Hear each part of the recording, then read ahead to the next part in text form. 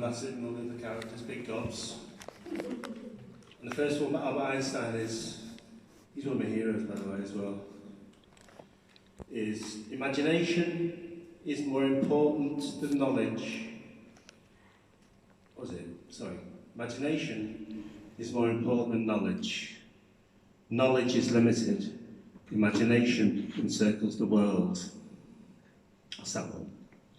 And the one by Jesse Jackson that I like is excellence is the best deterrent against prejudice. So I've got a few poems. I've got 170 poems being published in America at the moment, being rehashed and redone out and rebranded and remarketed properly. And I've got a novella coming out, 2 novellas coming out, hopefully, but definitely one other one in London.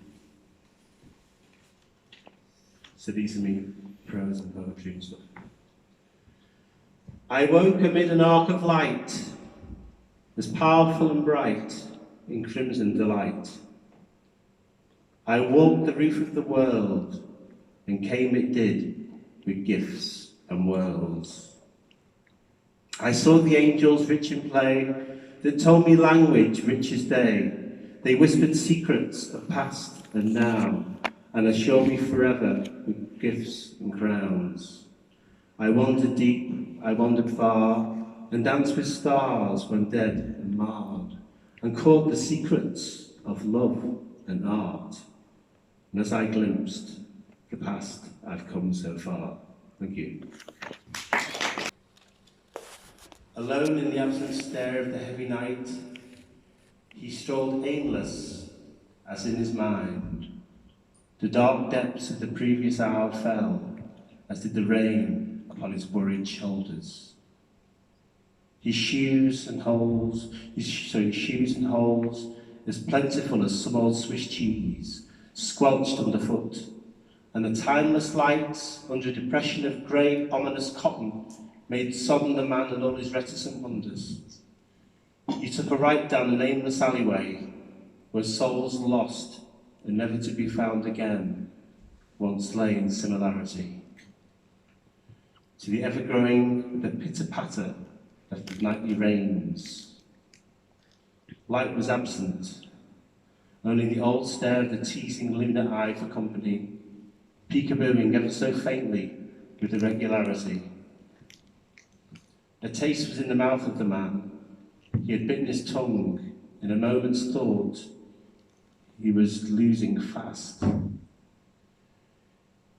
In an age, it would seem that the man stood motionless in the alley, as if coming to some miserable conclusion. Stood motionless, he raised his head to glare at the passing moon, and with all his sad, weary promise, keeping that poise, he closed his eyes and wept. Thank you. That seldom know and capture tears that come and flow. Tell me all that comes to you when banished within, all lost, not true. Honour me now with wide-eyed game, and tell me with promise you'll see me again. Wonder at loss how it thieves the time, when we had all, and you were mine. Never lose that chain you tore away, and give him our memory in false play. Never be weak next to the stone that tears remember, and I was your own. Thank you. It is prophetic to me, you know, it spoke to me. I felt like I was the dancing bag. So.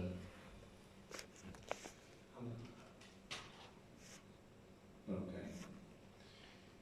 It captured me, the seductive rhythm in which nature takes you. Silent play, your dance as if only for me, for this moment. As no eye, literal or secret, could capture your grace like this. The person seemed lost in distance as I dance with you. A twist, a curl, flirtation, it would seem you are giving to me. I feel this, that I too toss silently and play as if through the veins of God, and the cost of my vigour and pacing breath for others to muse, just for a moment, in someone's imagination, or if lucky, becomes someone's imagination for eternity. For your folly I know of, your easy flow and easy dance, of which takes you, and when the universe decides of you when to go. You make fancy of your slight plight, silent plight, and stirs my pen accordingly to your grace. But I shall keep our secret. I will take it with me, in my heart, in my sensitivity, my creation of all I am. I wish I could dance with you, either as I am, or in your beautiful form, you are so giving to me, like I am giving to the pen, thus the world. Thank you. That's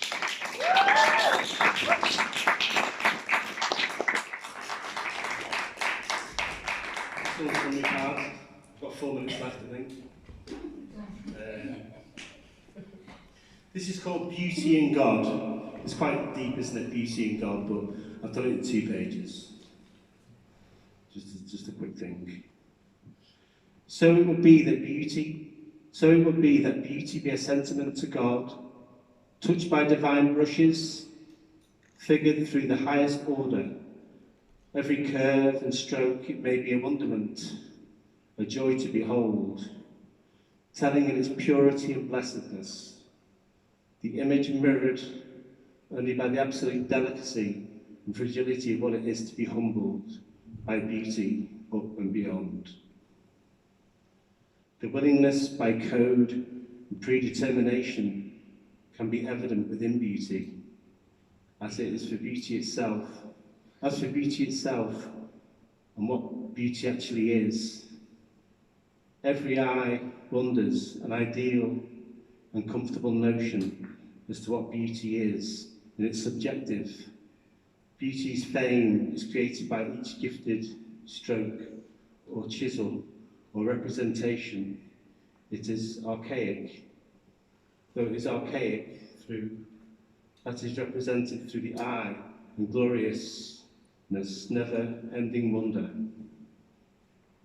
It was seen that genius itself is beautiful, and all its grace and originality and boundless escapes tells fruitful labours in efforts to be seen in all its realness and absolute truths. The warp and weft of greatness, through our imaginations of what our ideals can actually be.